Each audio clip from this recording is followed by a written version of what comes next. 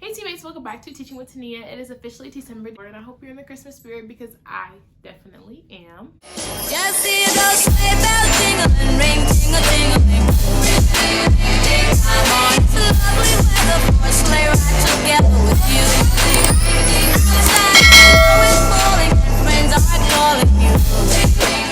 Hope you guys enjoyed my bonus video talking about why I became a teacher, and I feel like remembering your why, especially doing this hard work, will definitely get you through along with the grace of God.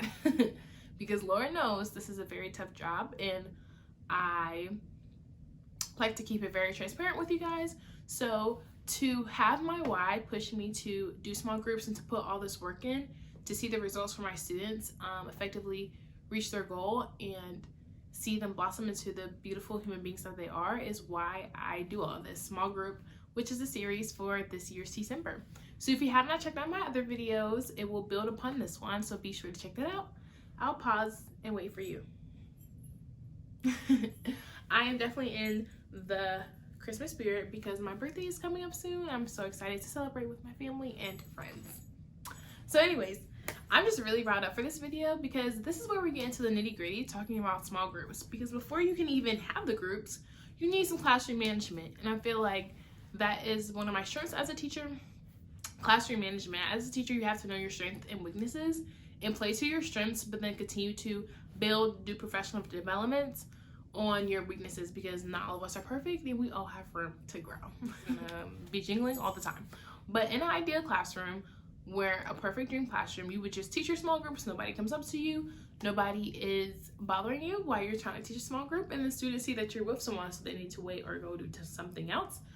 But that's just not realistic because students are not robots, and I feel like this is a huge misconception that we don't teach robots because robots actually don't talk back to us. But no, seriously, small groups is not something that wakes up and just happen.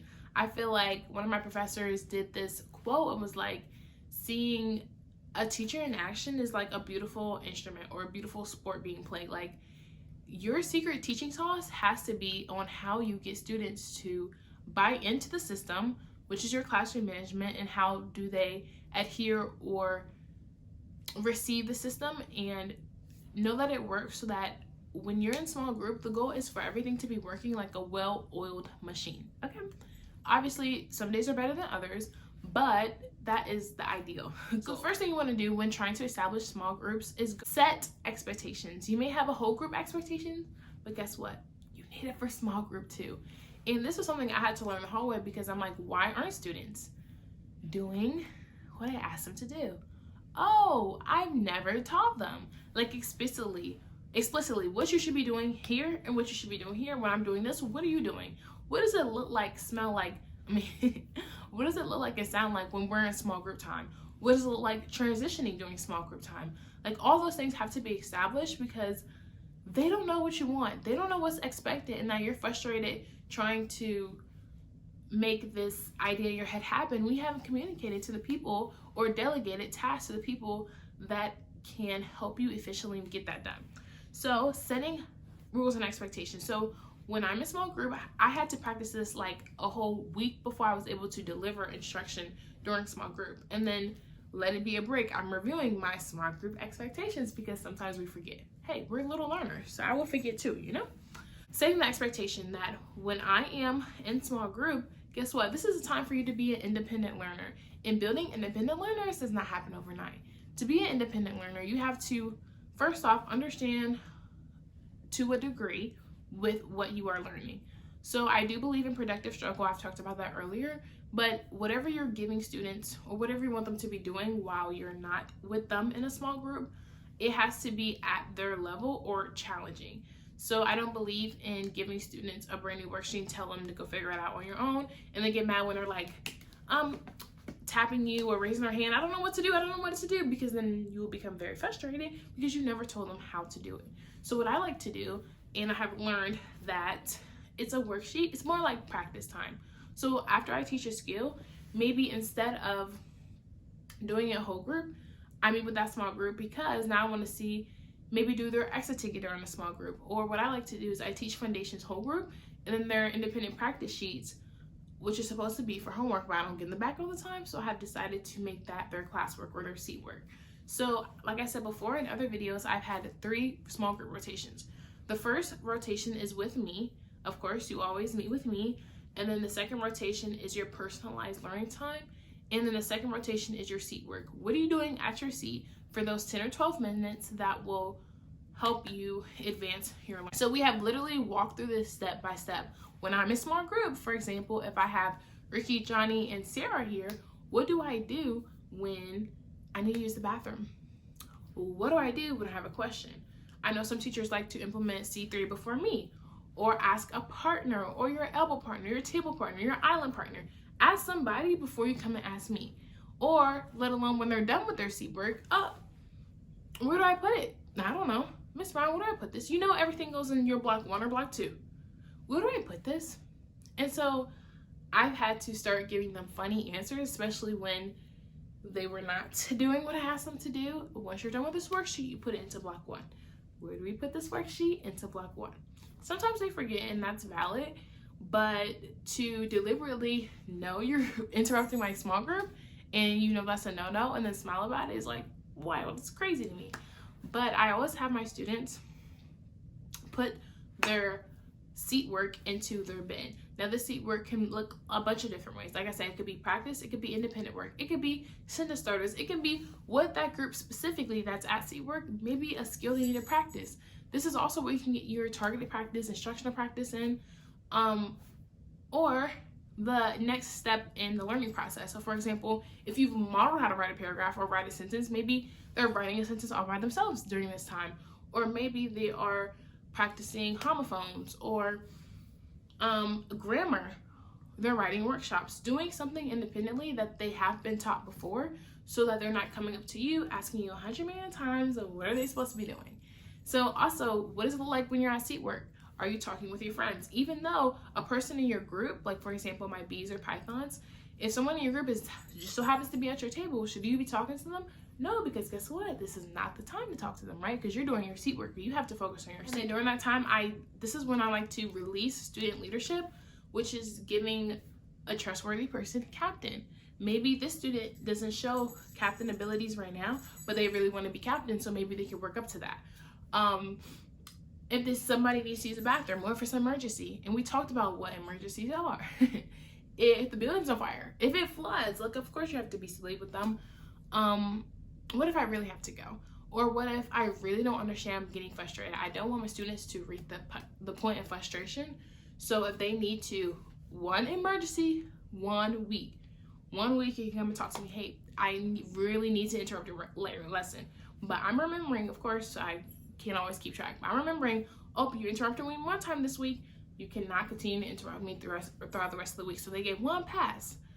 Because yes, we're not perfect, and maybe it's just 1 instance that I really need to talk to Miss Brown. Like really, maybe it's just really 1 instance that I just need her attention. I will give that to you. But every time else, I need you to talk to a friend, or your group leader, your captain, something like that.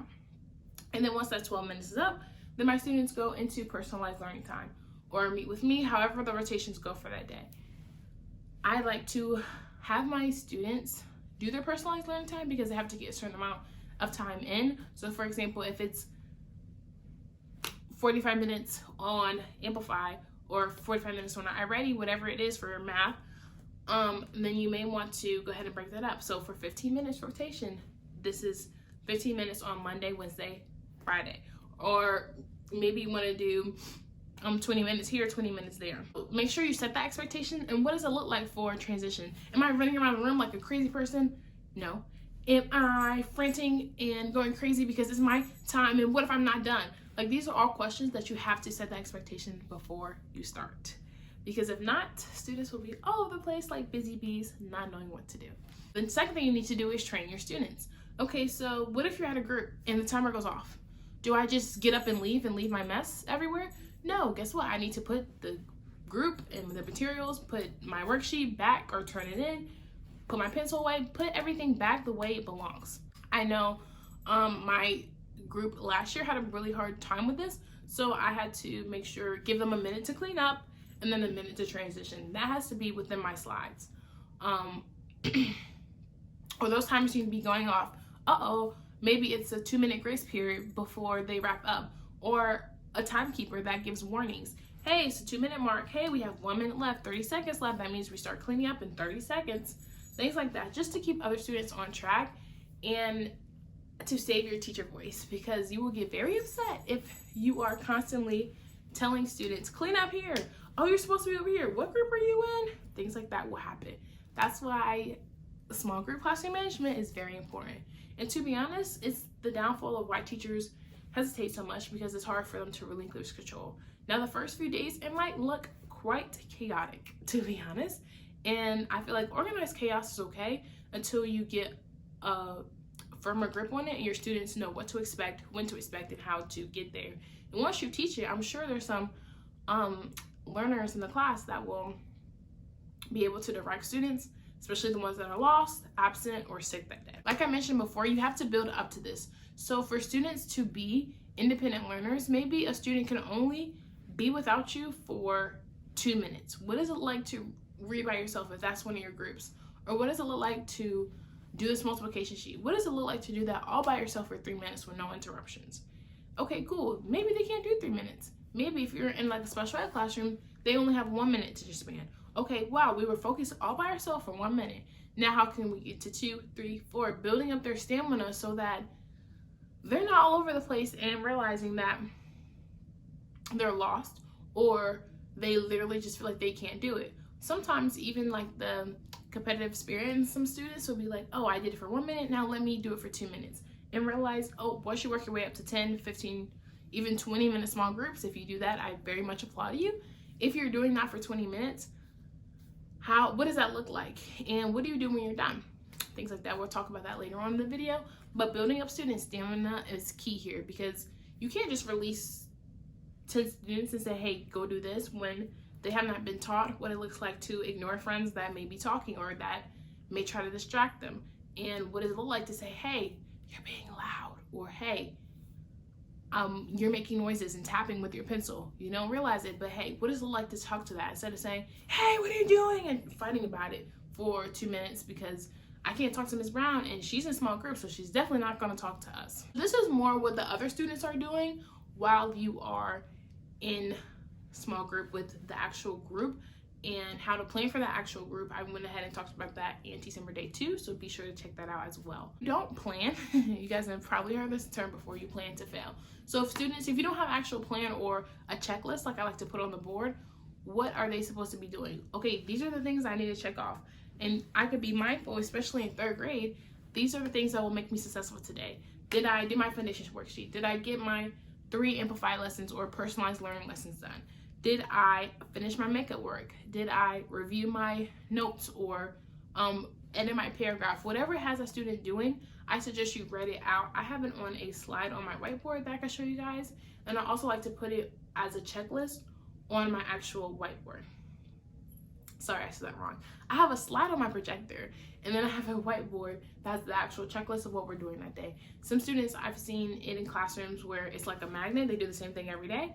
And I've seen teachers like literally just write it on a big piece of white, like sticky note type paper, that post-it note paper, and it changes every day based on what they're learning and what students need to be doing independently. Or maybe we got all of our personalized learning time in. Guess what? You may get, it's Fun Friday, you get a free Friday. Working their way up to something so that it's not mundane, if that makes sense. Like, who wants to come to school every day and do the same thing every day? I don't, and I'm sure my students do not want to do that either. So once you build up their stamina, you can go ahead and release control to other students that have shown leadership qualities, and even rotate the group leader every week if you keep your groups the same, or rotate the group every week, or have them apply for the group leader position if they show that they're able to do it and not abuse it. And here, when I'm building up student stamina or giving them autonomy to do what I ask them to do, I also let them know this is an opportunity for me to build trust. If I have you as a group leader and you let your whole group go to the bathroom at once, and I'm looking at you like, well, you're not really fit for the job. Or if I let you go to the bathroom without my permission and then you play in there for 20 minutes, like, you lost my trust. So now you know why you can no longer go to the bathroom or my class again. Or I let you go get water and you're having a slip and slide outside my classroom. Then you have lost my trust. You're not able to do that. So I let them know, like, life is about like trusting a relationship. If I trust you to do something, I need you to actually do it. And it puts the ball in their court to say, like, hey, this is what Miss Brown's expecting of me. Am I going to do it or not? Because like I said, I teach them all the time. There are choices in life. You make the choice if you want to abuse the power or not. Once it's gone, you may not get it ever back again. So make sure if I ask you, if you say you're going to use the bathroom, that you actually have to go and it's really an emergency. You're not just playing and lollygagging in the hallway. This leads me into rewards and consequences. If I do not get my seat work done, then I know I'm not going to resource or specials like music, gym, whatever. And I hate taking those things away from students, but how can we have fun and do those things when we're not getting our work done? Or if I just decide to stare in space for those 12 minutes, then you may get 12 minutes from resource taken away, or 12 minutes, or you may have to just do your work for homework. And the goal is to have no homework or have less of it as possible. So having rewards and consequences. Oh, I like the way Zoe was working. I like the way Chantel was working. All of those things, like giving positive reinforcement instead of focusing so much on the negative students. Reward and the negative consequences so that people use their time wisely, because you're not necessarily looking at them all the time. I also suggest, like, classroom management. You have to set your room up to do this, because when I'm at my small group table, am I able to see every corner of the classroom? Or is there a bookshelf over there that I can't see exactly what my students are doing on the other side of that bookshelf, because it's most likely off task. So it's hard to think through all these things, and sometimes you do have to learn through trial and error, but that's what I'm here for. So you won't have to learn through trial and error. And if you put these things in place, then your classroom management during small group will be more effective. Because if you have, for example, 12 minutes of small group time with this one student, and you guys are, with this one group, and you're working on a specific target, you don't want to spend 5 of those minutes telling Joey, Bob, and Sarah to have a seat. You don't want to do that because then you're taking away from the students that actually you're supposed to be working with. The thing I want to talk about is differentiation and scaffolding.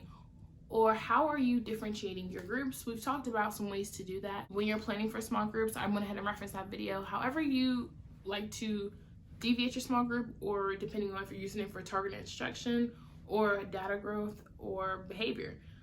ELL students, special ed students, IEPs, whatever. When you're differentiating, you know your students best, so you know what they're able to handle. So when it comes to their seat work, or when it comes to how you are actually differentiating the work for your students, I think it's very important to keep in mind that there are more than one ways to get to one specific outcome or one specific objective or standard.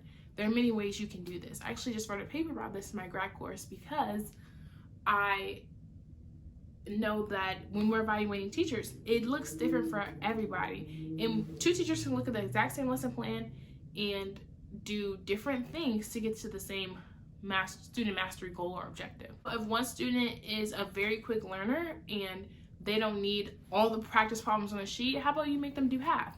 That's differentiating. Or maybe this person understands the text, but they learn better acting it out or doing it in a small group or adding to the text. In math, maybe it could be a puzzle or differentiation activities, or maybe this person just works better in a group as opposed to this person works better independently. Especially for ELA friends, maybe writing is just super hard for that student, and maybe their task is to write a paragraph or to mix and match the characters. So maybe writing is hard. So how about they cut out and mix and match and then glue that onto a sheet of paper, depending on what you're grading. And this can be hard, especially if you're grading for a small group. I went ahead and did a video a few months ago talking about what to grade as a teacher. And if you are grading them on the content knowledge of, do they know the characters of a story, or can they identify the plot, theme, whatever. Writing is not necessarily what you're grading for. You're grading on their ability to match what is conflict resolution, climax, whatever, the parts of a story. So maybe you should grade that and find a better way for them to express that they have mastered that skill, or that they could take a whole story apart and identify those things. Differentiation, I feel like, is your secret sauce to teaching. I also did a video on that, because you can differentiate in so many different ways. Just making sure your students are meeting that goal is, to be honest, all you can ask for. And I know that every student does not require the same thing. So maybe for one group, you know, these students are very high critical thinkers, but when they get to pencil and paper, it could be a little iffy, or they might not be able to express everything all together. So you have them do it as a group. One person be the writer, one person be the evidence collector, the other person be like a timekeeper or team player, which gives ideas and things like that. Be creative. I feel like that's another fun part to teaching, is you get to make it what you want. You get to be now you make sure you have the capacity to do this, because this couldn't go very well or really bad at the same time, but making sure that your student not bored, because that can lead to behavior problems when dealing with classroom management. The most of the time they are going to start acting out and doing whatever they want. And then on top of that, early finishers. If a student gets through the whole checklist that you have them do, either C-work and personalized learning time, then maybe they get a prize or they get to move on to the early finisher chart. I know some teachers do this differently. They have folders, binders that students get to pick what adventure they want to take on next, what else they want to learn, what else they want to practice in, as opposed to giving more work. I do not believe in giving more work for students, or if the student is a really high achiever and then because they're a high achiever they have to write 2 more paragraphs. Like, I don't want that, and I'm sure you don't want to have to grade that. So being able to differentiate, okay, is this for fun? Is this for stimulation or advancing their learning, or is this a skill that they truly need to get better at? So being able to think through those questions will help you as well when dealing with classroom management, especially with early finishers. To be honest, I think the best thing here is a checklist so that students can see I am reaching this goal, or wait, it's been 10 minutes. I also like to have timers. Timers are your best friend with this, to see I've been done nothing for 20 minutes, because they can see the time actually dwindling down and them just not doing anything. Or they could be, this could be also really positive, say, hey, I got this worksheet done in 10 minutes this time. Maybe I can get it done in 5 minutes this time so that I can go do a puzzle or work on something else, a different subject, whatever. This is also a good time to incorporate social studies. Like, for example, I teach ELA and social studies. So if I'm not able to get to a social studies lesson during this time, then they are able to look in their interactive notebooks, or they can go ahead and expand their knowledge in a different subject area. Last but not least, I want to talk about scaffolding. Scaffolding, I feel like, is a way that students can be successful, very similar to the gradual release model, where it's like the you do, I do, we do model, except for scaffolding is literally, I think of it as a scaffold. You're not doing the work for the student, but you're putting the process, the anchor charts, you're putting things in place, whether they need annotation, maybe they need you to read it to them, scaffolding so that they can go ahead and start building the house on their own, or maybe starting a lesson in a small group and then having them finish it as independent work. I like scaffolding because it gives students a higher success rate instead of releasing a bunch of students and say, yep, okay, I taught it to you, now it's hands off, go do whatever you want to do, or have at it, because they don't have those skills and the scaffolds in place to be successful and start building their own. Once you release students, I feel like they should be confident to do what you ask them to do or take that next step. Or, for example, if you do a math problem and you show them, you do step 1, step 2, step 3, you line your place value up, if it's adding or this is how you multiply, once they do the next problem on their own, they should have the scaffolds in place to be successful to get the next answer. Or if you're writing, maybe you write the topic sentence for them, and then on their own, they have to go find the evidence. We do that a lot in my classroom because they like to go on evidence scavenger hunts. But I hope that was beneficial for you guys when talking about small groups, and make sure whenever you do plan a small group, you are always aware of what your other students are doing, because you're a teacher and you're the adult responsible for them.